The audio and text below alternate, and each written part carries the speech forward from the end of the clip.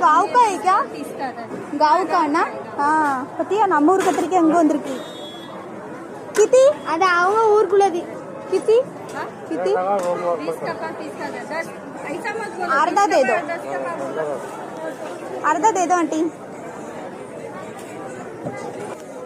நம்ம ஊர் கத்திரிக்காய் அங்கே போய் நான் 1 கிலோ வாங்குதேன்